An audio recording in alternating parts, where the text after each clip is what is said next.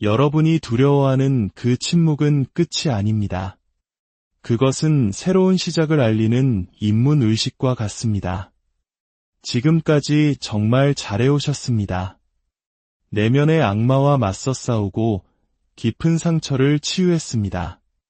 심리학자 칼 융이 말한 그림자 작업, 즉 스스로 외면했던 어두운 내면을 통합하기 위해 때로는 전문가들마저 눈물 흘리게 할 만큼 헌신적으로 노력했습니다. 고통이 지혜가 될 때까지 그 곁에 묵묵히 앉아 있었고, 잃어버린 아이를 끌어모으는 어머니의 마음으로 거부했던 자신의 일부를 따뜻하게 맞이했습니다. 그런데 이제 아무것도 느껴지지 않습니다. 가슴을 뛰게 하던 불꽃도, 당신의 이름을 부르던 꿈도, 내일로 나아가게 하던 열정도 사라졌습니다. 매일 아침 눈을 뜨면 마치 다른 사람의 삶을 사는 듯한 기분에 휩싸입니다. 생산적이고 사회적으로 기능하고 있지만 속은 텅 비어버린 느낌. 한때는 마음으로 외웠던 대본처럼 익숙했던 내 삶을 이제는 유리창 너머에서 감정 없이 지켜보는 관객이 된 것만 같습니다. 오늘 우리가 나누려는 이야기는 바로 이 지점에 관한 것입니다. 이 공허함은 당신의 실패가 아닙니다. 오히려 한 과정을 무사히 마쳤다는 졸업장과 같습니다. 당신은 고장난 것이 아닙니다. 우울한 것도 과거의 문제로 퇴보하는 것도 아닙니다. 당신은 지금 공허 속에 있습니다. 과거의 당신과 앞으로 되어갈 당신 사이에 존재하는 치유의 가장 신성한 단계에 들어선 것입니다. 낡은 자아가 죽고 진정한 자아가 목소리를 내기 위해 준비하는 공간. 하지만 이곳에 머무는 데에는 대부분의 사람들이 견디기 힘들어하는 한 가지가 필요합니다.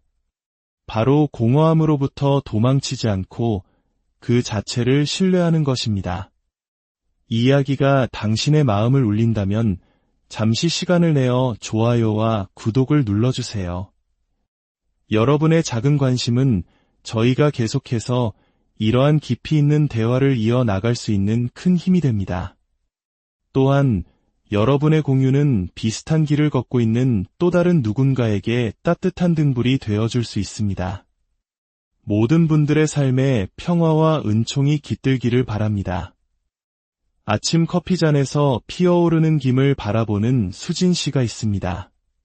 그녀는 대답할 수 없는 질문처럼 피어나는 김을 멍하니 쳐다봅니다. 3개월 전 그녀는 집중심리 상담을 마쳤습니다.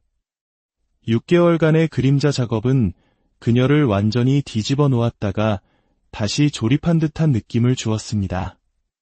1년간의 명상은 불편함과 함께 앉아있는 법을 가르쳐 주었고 2년간의 일기 쓰기는 보이지 않는 꼭두각시 줄처럼 그녀의 성인 관계를 지배했던 어린 시절의 상처를 헤쳐나가게 도와주었습니다. 모든 자기계발서가 치유의 반대편에서 기다리고 있다고 약속했던 더 강해진 새로운 버전의 자신이 될 준비가 되어 있어야 했습니다. 승리감과 새로움, 치유된 느낌에 충만해야 했습니다.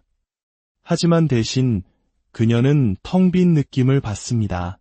슬퍼서 텅 빈 것도 부서져서 텅 빈 것도 아닌 그저 조용한 공허함입니다.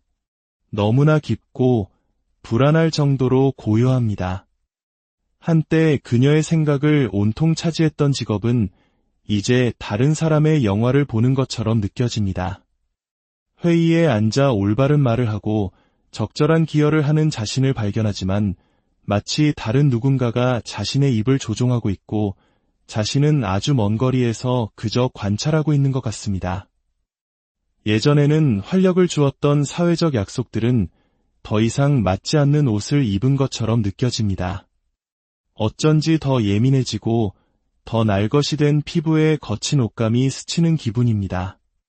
한때 그녀를 살아있게 만들었던 사진 찍기, 마음을 맑게 해주던 등산, 그토록 열정적으로 시작했던 독서 모임마저도 이제는 과거의 그녀에게 진 의무처럼 느껴집니다. 그녀는 인스타그램을 넘기며 생각합니다. 이게 치유된 모습일까? 화면 속 사람들은 저마다 자신의 돌파구, 변화, 승리에 찬 전후 이야기를 축하하고 있습니다. 나의 후는 어디에 있지? 나의 승리는? 약속된 감정적 자유와 진정한 삶의 땅은 어디에 있는 걸까? 이것이 바로 대부분의 자기계발 전문가들이 언급하지 않는 순간입니다. 당신이 모든 노력을 다하고 칼융이 말한 그림자를 마주하고 거부했던 자아를 통합했는데 강해진 느낌 대신 아무것도 느끼지 못하는 바로 그 단계 말입니다. 평화로운 것도 아니고 중심이 잡힌 것도 아닌 그저 광활하게 메아리치는 이제 뭐하지? 라는 질문뿐인 상태. 주변 사람들은 당신이 괜찮은지 묻기 시작합니다. 간단한 질문에 대답하기 전 당신의 침묵이 길어질 때 그들의 목소리에는 걱정이 스며듭니다. 가족들은 약이 필요한 건 아닌지, 혹시 상담이 너무 많은 것을 휘저어 놓은 건 아닌지 염려합니다.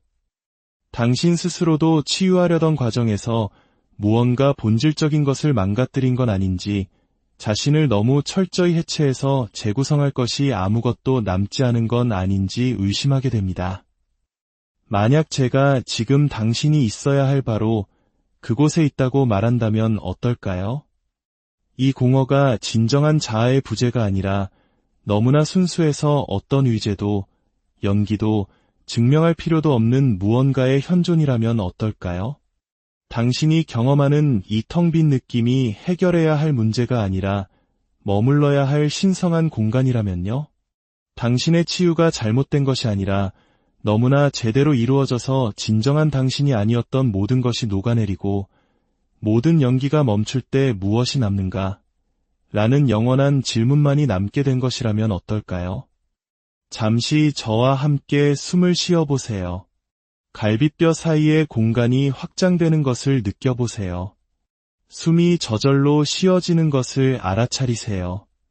때로 가장 심오한 치유는 숨과 숨 사이의 멈춤에서, 생각과 생각 사이의 침묵에서, 과거의 당신과 미래의 당신 사이의 고요함에서 일어납니다. 사실 이런 일이 일어난 것입니다. 당신은 수년, 어쩌면 수십 년 동안 야망이라는 의상을 입은 상처에 의해 동기부여를 받으며 살아왔습니다. 충분해야 한다는 필요가 당신의 경력 성공을 이끌었고 버림받을지 모른다는 두려움이 당신의 관계를 형성했으며 이기적으로 보일 것이라는 공포가 당신의 끝없는 베풀음을 이끌었습니다. 완벽하지 않다는 수치심은 당신의 과도한 성취욕에 불을 지폈습니다. 이것들은 의식적인 선택이 아니었습니다.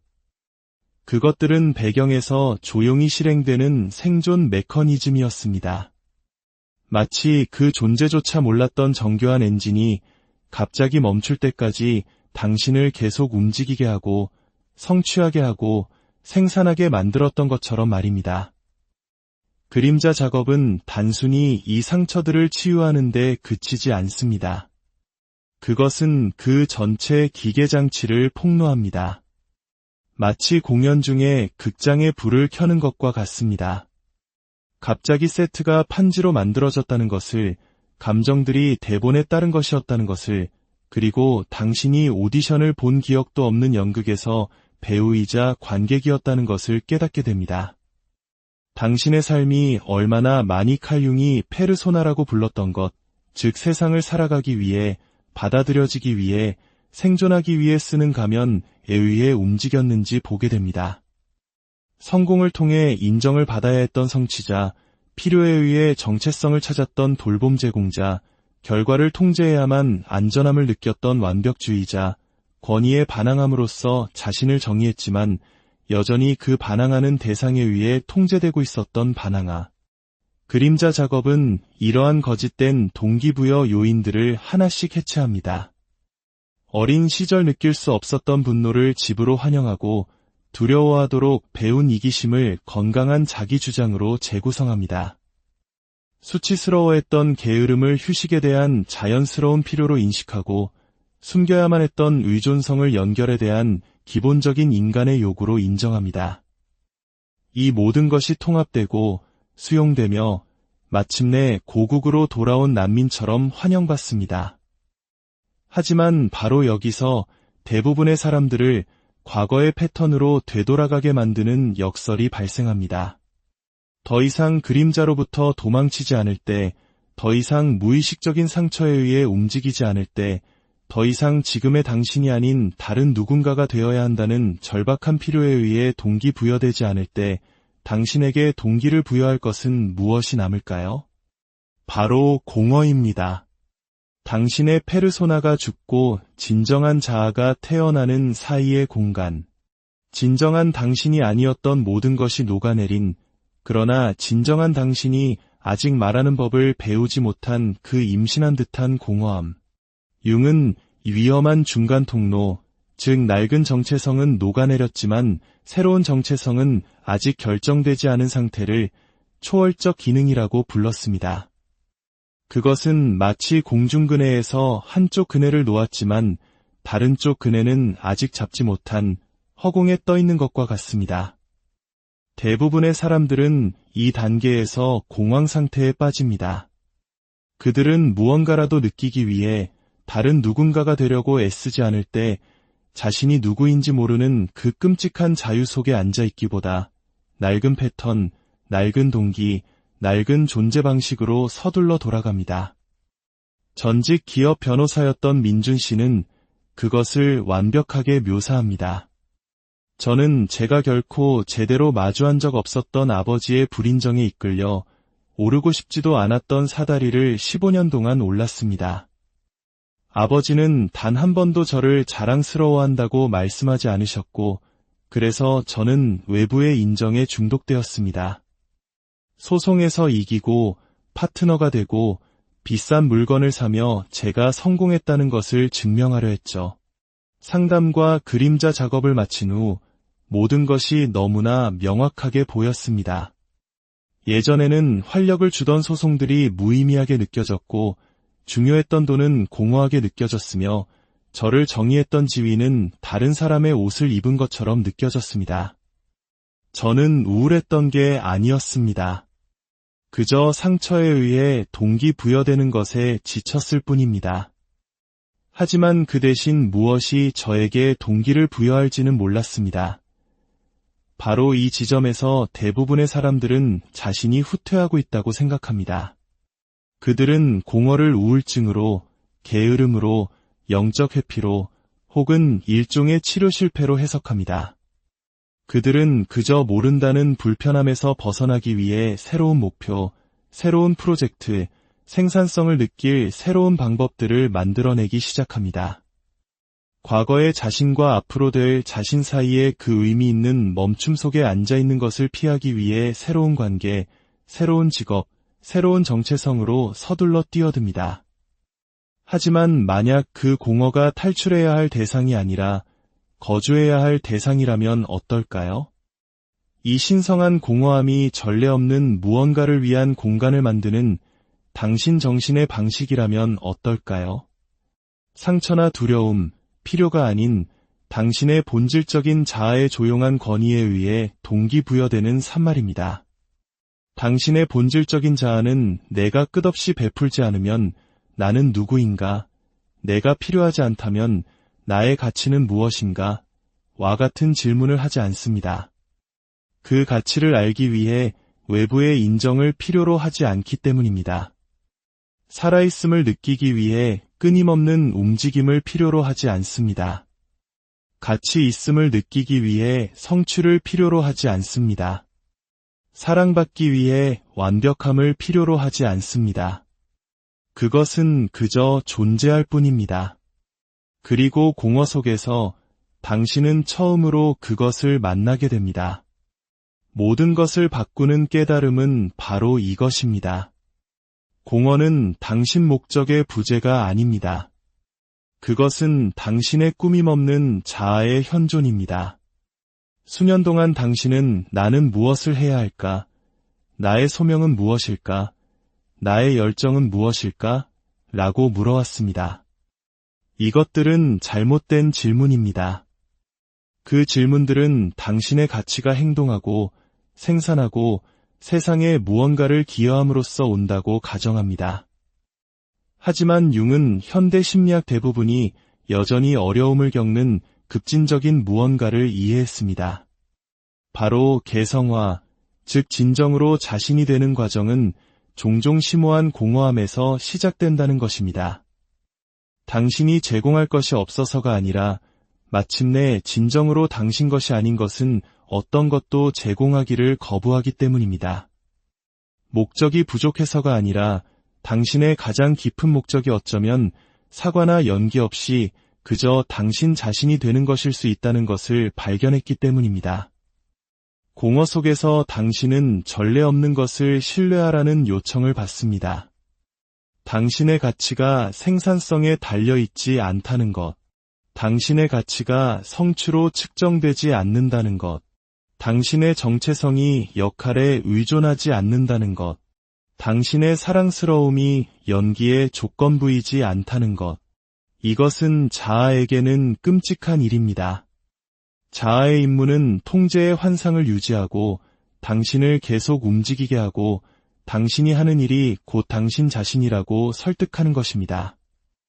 하지만 당신이 해온 그림자 작업은 자아의 지배력을 약화시켰습니다. 당신은 이제 그 이야기들을 꿰뚫어 볼 수 있습니다. 그렇다면 이 공허는 우울증과 어떻게 다를까요? 이 구별은 이 단계를 항해하는 누구에게나 매우 중요합니다. 우울증은 나를 포함한 어떤 것도 중요하지 않다고 말합니다. 공허는 모든 것이 중요하지만 내가 생각했던 방식은 아니었다. 나 자신을 포함해서 라고 말합니다. 우울증은 무겁고 갇혀있고 희망이 없게 느껴집니다. 마치 탈출 가능성이 없는 콘크리트 덤이 아래에 묻힌 것 같습니다. 공허는 넓고 열려있고 가능성으로 가득 차 있습니다. 마치 광대한 대성당에 서서 예배가 시작되기를 기다리는 것과 같습니다. 무엇이 일어날지 모르지만 신성한 무언가가 곧 일어날 것이라는 예감이 듭니다. 우울증은 감각을 무디게 하고 당신과 당신의 경험 사이에 벽을 만듭니다. 모든 것을 평평하고 회색빛으로 멀게 만듭니다. 공허는 감수성을 높입니다. 당신은 모든 것을 더 예민하게 느끼지만 더 이상 그 감정에 따라 반응하거나 해결하거나 연기하도록 내몰리지 않습니다. 당신은 더 반응적인 사람이 아니라 더 민감한 악기가 됩니다. 이 새로운 존재 방식을 실험하기 시작한 민준 씨는 공허를 문제가 아닌 스승으로 대했습니다. 생산성으로 자신을 몰아붙이는 대신 그는 의도적인 무목적성을 실천했습니다. 아침 커피를 마시며 움직이는 것이 자연스러워질 때까지 앉아 있었습니다.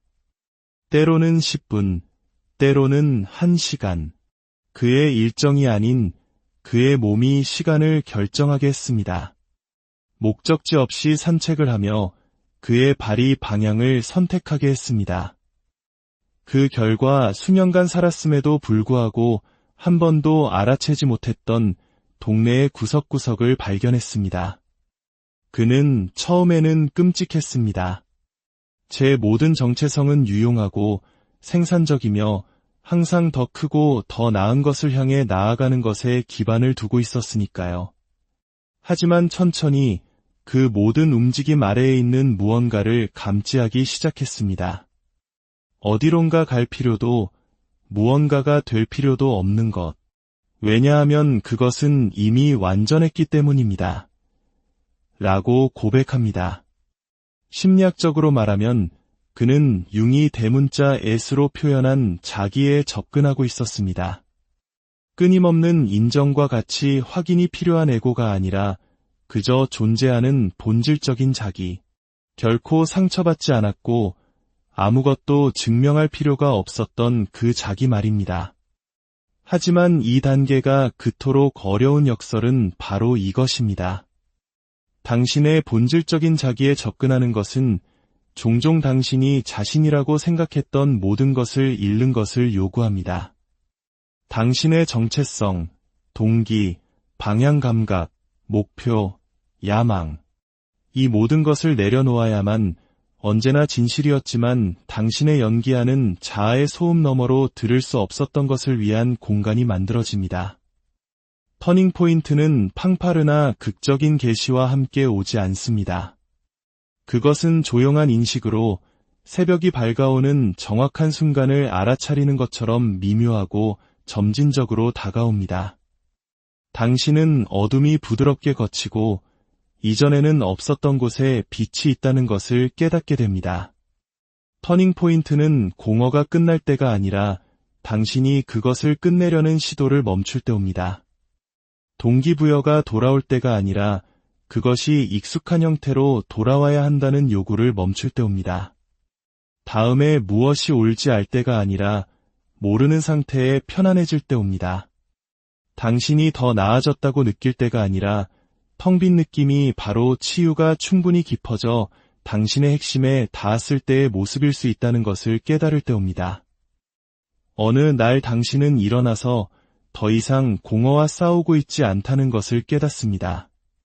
당신은 그 안에 거주하고 있습니다.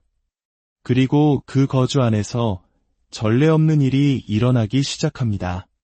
선택은 불안이 아닌 고요함에서 비롯되고 행동은 노력이 아닌 본질에서 흘러나오며 결정은 상처가 아닌 지혜에서 나타납니다.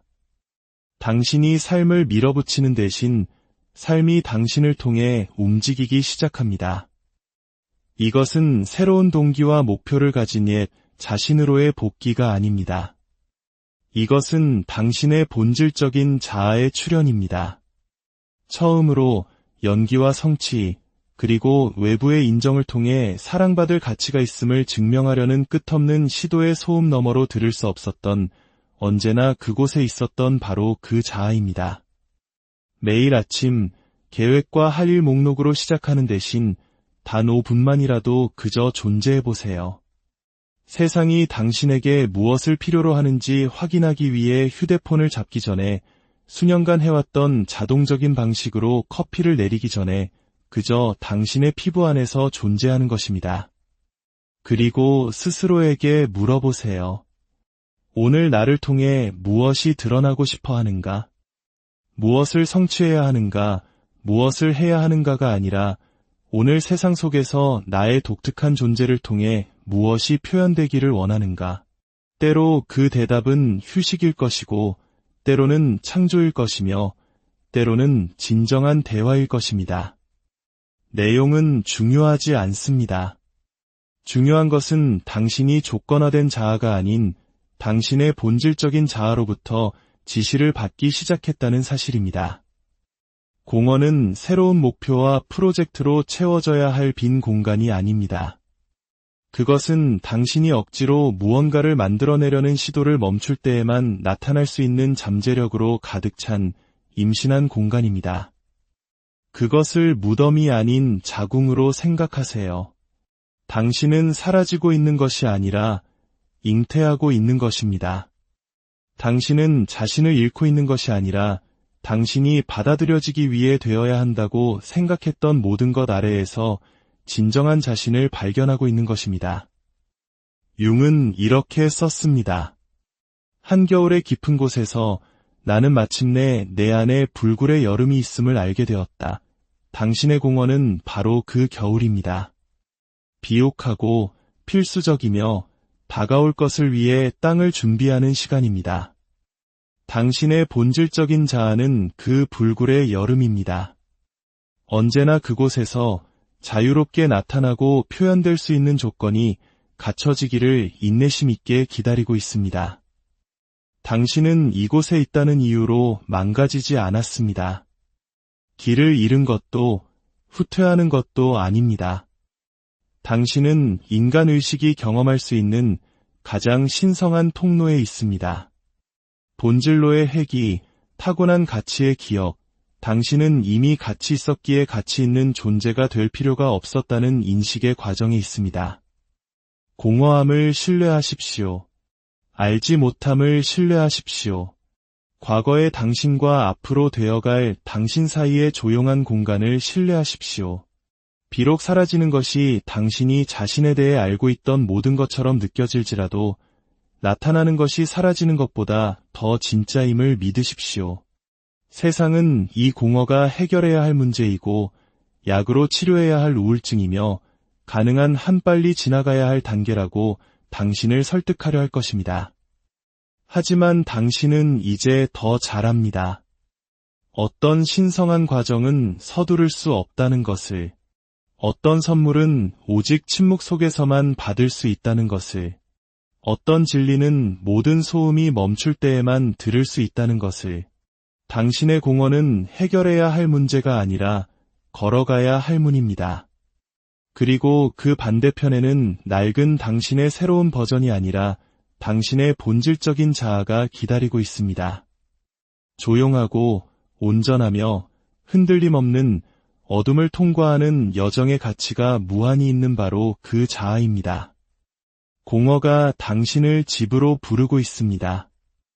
이제 응답할 시간입니다. 여러분의 소중한 여정을 진심으로